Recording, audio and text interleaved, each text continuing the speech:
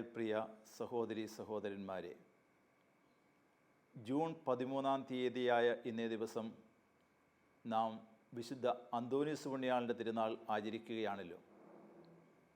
ശാലോം പ്രേക്ഷകർക്കെല്ലാം തിരുനാളിൻ്റെ 100 മംഗളങ്ങൾ സ്നേഹപൂർവ്വം ആശംസിക്കുന്നു.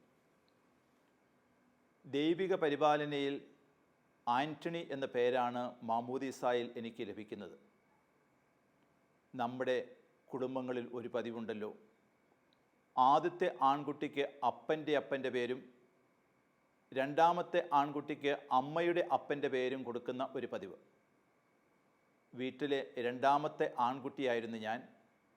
അങ്ങനെ അമ്മയുടെ അപ്പൻ്റെ പേരായ ആൻ്റണി എന്ന പേരാണ് എനിക്ക് ലഭിക്കുന്നത്.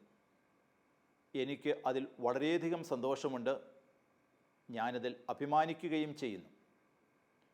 ഇന്ന് സ്വർഗത്തിൽ വിശുദ്ധരോടൊന്നിച്ച് സന്തോഷിക്കുന്ന എൻ്റെ ചാച്ചനും അമ്മച്ചിയും ചെറുപ്പത്തിൽ എന്നെ ഉപദേശിക്കുമായിരുന്നു, മകനെ നീ എല്ലാ ദിവസവും അന്തോനീസ് പുണ്യാളനോട് പ്രാർത്ഥിക്കണം, ആ വിശുദ്ധനെ പോലെ വിശുദ്ധനായ ഒരു വൈദികനായി തീരുന്നതിന് വേണ്ട അനുഗ്രഹത്തിനായിട്ട് എന്ന്.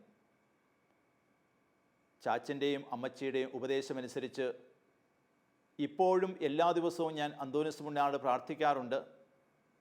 ആ പ്രാർത്ഥനയുടെ സഹായത്തോടു കൂടിയാണ് എന്ന് ഞാൻ വിശ്വസിക്കുന്നു വൈദിക അന്തസ്സിലേക്ക് കടന്നു വരുന്നതിന് ദൈവം എന്നെ അനുവദിച്ചു.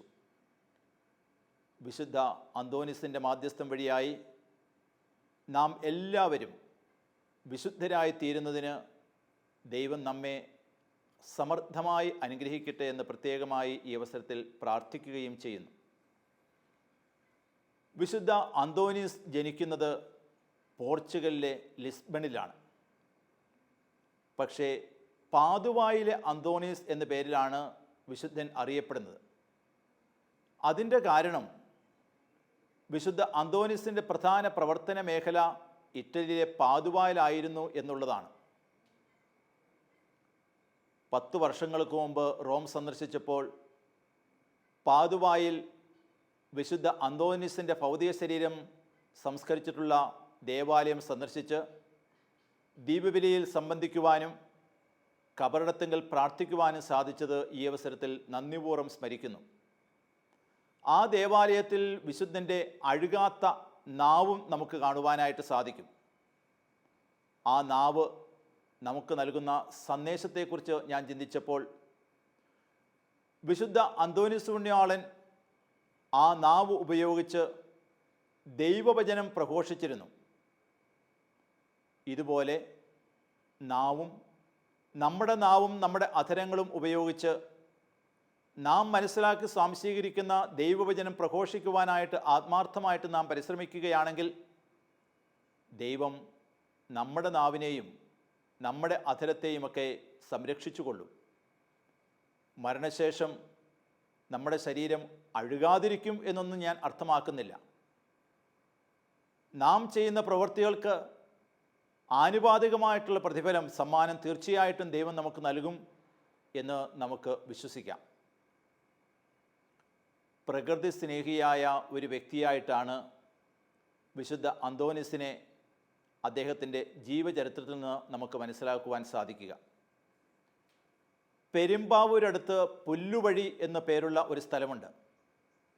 പുല്ലുവഴിയിലെ ദേവാലയത്തിന് മുമ്പിൽ പ്രതിഷ്ഠിച്ചിരിക്കുന്ന വിശുദ്ധ അന്തോനീസിൻ്റെ രൂപം ഈ വസ്തുതയാണ് നമ്മെ അനുസ്മരിപ്പിക്കുന്നത്.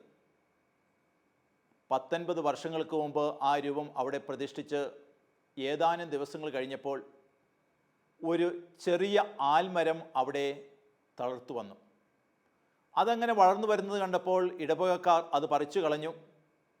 അത് പിന്നെയും വളർന്നു വന്നു. അപ്പോൾ ഇടവകക്കാർ അത് വേരോടെ പിഴുത് മാറ്റി. പക്ഷേ എന്നിട്ടും അത് വളർന്നു വരികയാണ്. 2-3 പ്രാവശ്യം ഇങ്ങനെ അവർ ശ്രമിച്ചിട്ടും വീണ്ടും വളർന്നു വരികയാൽ കൊച്ചിൻ യൂണിവേഴ്സിറ്റിയിലെ ശാസ്ത്രജ്ഞനെ അവർ സമീപിച്ചു. ശാസ്ത്രജ്ഞന്മാർ വന്ന് അത് വേരോടെ പിഴുതു മാറ്റി ആസിഡ് ഒഴിച്ച് വേര് മുഴുവൻ നശിപ്പിക്കുവാൻ ശ്രമിച്ചു. എങ്കിലും 3-4 ദിവസം കഴിഞ്ഞപ്പോൾ വീണ്ടും അത് തളർത്തു വരികയാണ് ചെയ്തത്. ഇത്രയുമായപ്പോൾ സഭാധികാരികൾ ആ ആൽമരം അവിടെ നിന്നുകൊള്ളട്ടെ എന്ന തീരുമാനത്തിൽ എത്തിച്ചേരുകയാണ് ചെയ്തത്. ഇന്ന് അവിടെയുള്ള വിശുദ്ധൻ്റെ രൂപത്തിൻ്റെ മുഖം നമുക്ക് വ്യക്തമായി കാണത്തക്ക രീതിയിൽ ആ രൂപത്തിൻ്റെ മറ്റ് ഭാഗങ്ങളെല്ലാം അലങ്കരിച്ചുകൊണ്ട് മനോഹരമായ ആ ആൽമരം നമുക്ക് കാണുവാനായിട്ട് സാധിക്കും. പ്രകൃതി സ്നേഹിയായ അന്തോനീസ് പുണ്യാളനെയാണല്ലോ ഇത് നമ്മെ അനുസ്മരിപ്പിക്കുന്നത്. കാണാതെ പോയ വസ്തുക്കൾ കണ്ടുകിട്ടുന്നതിന് വിശുദ്ധ അന്തോനീസിന് ഒരു പ്രത്യേക മാധ്യസ്ഥ ശക്തി ഉണ്ട് എന്ന് നാം വിശ്വസിക്കുന്നു. ഇതിൻ്റെ പിന്നിൽ ഒരു സംഭവം അദ്ദേഹത്തിൻ്റെ ജീവചരിത്രത്തിൽ നമുക്ക് വായിക്കുവാനായിട്ട് സാധിക്കും. വിശുദ്ധ അന്തോനീസ് പുണ്യാളൻ വളരെയധികം അധ്വാനിച്ച് കഷ്ടപ്പെട്ട് ഒരു ഗ്രന്ഥം രചിക്കുകയുണ്ടായി. ഒരു ദിവസം അത് കളവുപോയി. വിശുദ്ധ അന്തോനീസിന് വളരെ വിഷമമായി. താൻ അധ്വാനിച്ച് കഷ്ടപ്പെട്ടുണ്ടാക്കിയ ആ പുസ്തകം തനിക്ക് തിരിച്ചു കിട്ടണമേ എന്ന് യാചിച്ചുകൊണ്ട് അദ്ദേഹം മുട്ടിപ്പായിട്ട് ദൈവത്തോട് പ്രാർത്ഥിക്കുവാൻ തുടങ്ങി. അദ്ദേഹം പ്രാർത്ഥിച്ച ആ നിമിഷം മുതൽ അത് കളവെടുത്തു കൊണ്ടുപോയ കള്ളന് എന്തോ ഒരു അസ്വസ്ഥത അനുഭവപ്പെടുകയും നീ അത് വേഗം കൊണ്ടുപോയി അതിൻ്റെ ഉടമസ്ഥനെ ഏൽപ്പിക്കുക എന്ന ഒരു അശരീരി വാക്ക് അയാൾ കേൾക്കുകയും ചെയ്തു. ആ കള്ളൻ ആശ്രമത്തിലെത്തി അന്തോനീസ് പുണ്യാളനെ കണ്ടുപിടിച്ച് അദ്ദേഹത്തോട് ക്ഷമ ചോദിച്ച് ആ പുസ്തകം തിരിച്ചു കൊടുത്തു.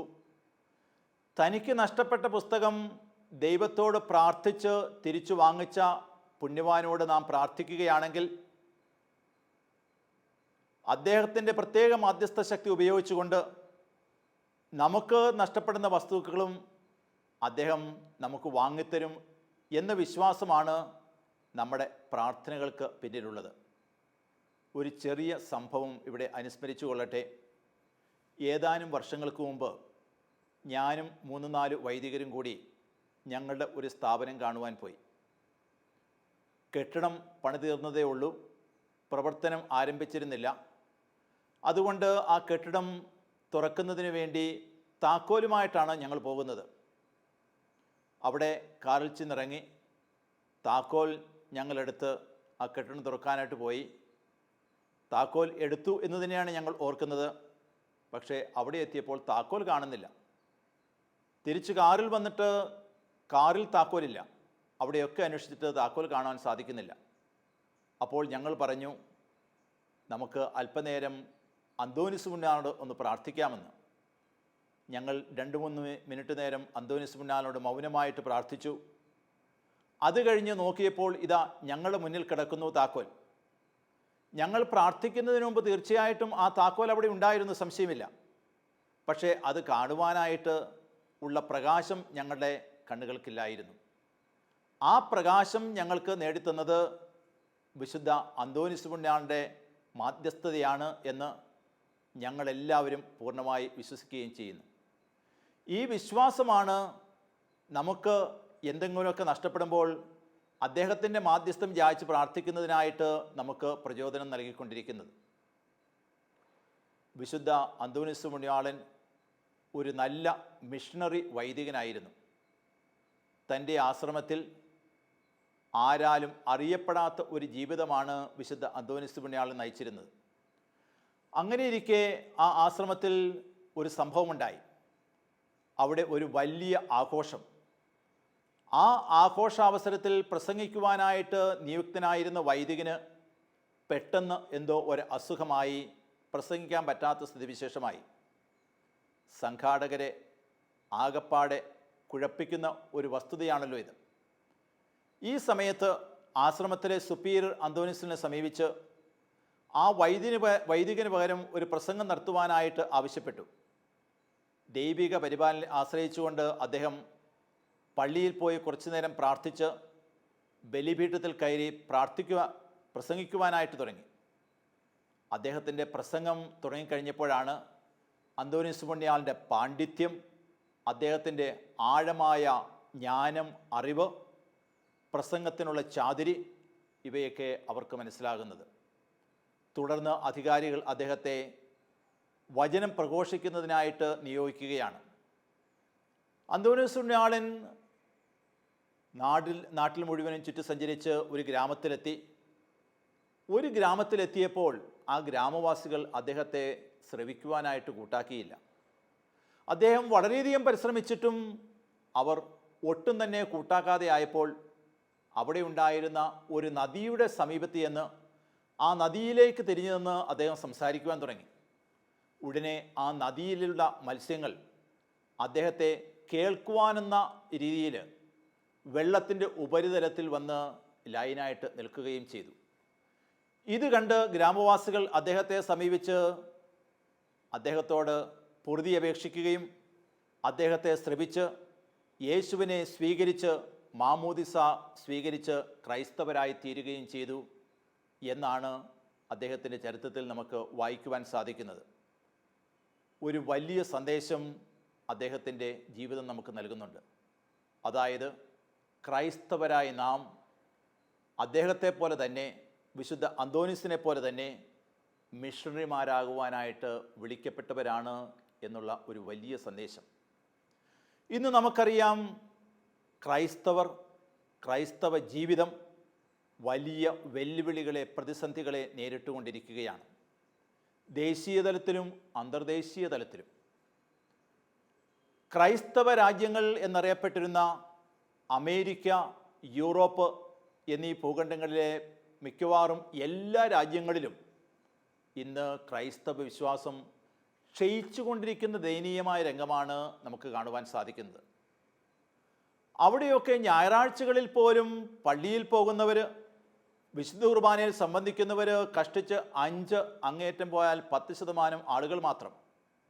ഈ ആളുകൾ മിക്കവാറും 65-70 വയസ്സ് മുകളിലുള്ളവരാണ്. ഭൗതികതയുടെ അതിപ്രസരം മൂലമായിരിക്കാം ഈ സ്ഥിതിവിശേഷം എന്ന് ഞാൻ കരുതുന്നു. തെക്കേ അമേരിക്കൻ ഭൂഖണ്ഡം നമുക്കറിയാം കത്തോലിക്ക ഭൂഖണ്ഡമായിട്ടാണ് അറിയപ്പെടുന്നത്. അവിടെയുള്ള മിക്കവാറും എല്ലാ രാജ്യങ്ങളിലും 90%-ലധികം ആളുകൾ കത്തോലിക്കരുമാണ്. പക്ഷേ അവിടുത്തെ സ്ഥിതിവിശേഷവും ഇതുതന്നെയാണ്. ഞായറാഴ്ചകളിൽ പോലും കഷ്ടിച്ച് 5 അല്ലെങ്കിൽ 10% ആളുകൾ മാത്രമാണ് ദേവാലയത്തിൽ വിശുദ്ധ കുർബാനയിലും തിരുക്കർമ്മങ്ങളിലും സംബന്ധിക്കുവാനായിട്ട് വരുന്നത്. ഭൗതികതയുടെ അതിപ്രസരമൊന്നും നാം അവിടെ കാണുന്നില്ല. വിശ്വാസ പരിശീലനത്തിൻ്റെ അഭാവമാണ് ഇതിൻ്റെ പിന്നിൽ എന്നാണ് എനിക്ക് തോന്നിയിട്ടുള്ളത്. വർഷങ്ങൾക്ക് മുമ്പ് മിഷണറിമാർ വന്ന് അവരെ മാമോദിസ മുക്കി ക്രൈസ്തവ വിശ്വാസത്തിലേക്ക് സ്വീകരിച്ചു. പക്ഷേ വിശ്വാസത്തിൽ അവരെ പരിശീലിപ്പിച്ചില്ല. അതുകൊണ്ട് വിശ്വാസത്തിൻ്റെ എല്ലാ തലങ്ങളിലേക്കും ഇറങ്ങിച്ചെല്ലുവാനായിട്ട് അവർക്ക് സാധിക്കുന്നുമില്ല. ഉദാഹരണത്തിന് പല രാജ്യങ്ങളിലും പല സ്ഥലങ്ങളിലും നമുക്ക് കുരിശുകൾ കാണുവാൻ സാധിക്കും. പക്ഷേ ആ കുരിശ് തങ്ങളുടെ രക്ഷയുടെ പ്രതീകമാണ്, അടയാളമാണ് എന്ന് അവർക്ക് അറിയാൻ പാടില്ല. വിശ്വാസ പരിശീലനത്തിൻ്റെ അഭാവം മൂലം ഞായറാഴ്ചകളിൽ പോലും അവർ പള്ളിയിൽ പോകുവാനായിട്ട് മെനക്കെടാറുമില്ല. ഇന്ന് ക്രൈസ്തവ സഭ വളർന്നു പന്തലിക്കുന്നത് ആഫ്രിക്കൻ ഭൂഖണ്ഡത്തിലാണ്. മറ്റ് പല രാജ്യങ്ങളിലേതുപോലെ തന്നെ ഇവിടെയും വൈദികരുടെ അഭാവം നമുക്ക് കാണുവാൻ സാധിക്കും. പക്ഷേ വിശ്വാസികളെല്ലാവരും ഞായറാഴ്ച പള്ളിയിൽ വരുന്നു. വൈദികനുണ്ടെങ്കിൽ ആ പള്ളിയിൽ വിശുദ്ധ കുർബാന ഉണ്ടായിരിക്കും. വൈദികനില്ല എങ്കിൽ അൽമായ ഡീക്കൻ വിശുദ്ധ ഗ്രന്ഥം വായിക്കുന്നു, വിശുദ്ധ ഗ്രന്ഥം വ്യാഖ്യാനിക്കുന്നു. തുടർന്ന് എല്ലാവരും വിശുദ്ധ കുർബാന സ്വീകരിക്കുകയും ചെയ്യുന്നു. രാവിലെ മുതൽ വൈകിട്ട് വരെ എല്ലാവരും തന്നെ ദേവാലയത്തിലായിരിക്കും.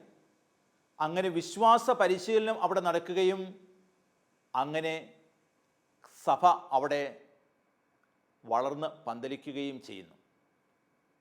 ഭാരതത്തിലേക്ക് വരുമ്പോൾ ഭാരതത്തിൽ ക്രൈസ്തവ സഭ ഒരു ന്യൂനപക്ഷമാണ് എന്ന് നമുക്കറിയാം. കഷ്ടിച്ച് 2% മാത്രമേ ഇന്ന് ക്രൈസ്തവർ ഭാരതത്തിലുള്ളൂ. ഈ 2%-ൽ 1%-ഓളം കത്തോലിക്കർ, ബാക്കിയുള്ള 1% അകത്തോലിക്ക ക്രൈസ്തവർ. ജീവിക്കുന്ന വിശ്വാസമാണ് നമ്മുടെ ഇടയിൽ നമുക്ക് കാണുവാൻ സാധിക്കുന്നത്. ഇട ദിവസങ്ങളിൽ പോലും കഴിവുള്ള എല്ലാവരും ദേവാലയത്തിൽ പോകുന്നു. ഞായറാഴ്ചകളിൽ രോഗികൾ, പ്രായമായൊരൊഴിച്ച് മിക്കവാറും എല്ലാവരും തന്നെ ദേവാലയത്തിലെത്തുന്നു വിശുദ്ധ കുർബാനയിൽ സംബന്ധിക്കുവാനായിട്ട്. സൺഡേ സ്കൂൾ വഴിയായിട്ട് വിശ്വാസ പരിശീലനം നമ്മുടെ യുവതലമുറയിൽ വേണ്ടുവെന്ന് നമുക്ക് നടത്തുവാൻ സാധിക്കുകയും ചെയ്യുന്നു. ഇവയെല്ലാം നല്ലത് തന്നെ. തീർച്ചയായിട്ടും നമുക്ക് ഇതിൽ അഭിമാനിക്കുകയും ചെയ്യാം. എന്നാൽ നമുക്കറിയാം, യേശുവിനെ അറിയാത്ത വളരെയധികം ആളുകൾ നമ്മുടെ രാജ്യത്ത് ഉണ്ട് എന്ന്. അവരെയെല്ലാം യേശുവിനെ പറഞ്ഞ് മനസ്സിലാക്കുക, അവരുടെയൊക്കെ പക്കൽ യേശുവിനെ എത്തിക്കുക നമ്മുടെയൊക്കെ കടമയാണ്. അതിന് നാം ആത്മാർത്ഥമായിട്ട് പരിശ്രമിക്കണം. ആത്മാർത്ഥമായിട്ട് പരിശ്രമിക്കുന്ന മിഷണറിമാരെയാണ് നമുക്ക് കാണുവാൻ സാധിക്കുന്നത്. നമുക്ക് നമ്മുടെ മിഷൻ പ്രവർത്തനം ആരംഭിക്കുവാൻ സാധിച്ചത് 1960കളുടെ ആരംഭത്തോടു കൂടിയാണല്ലോ.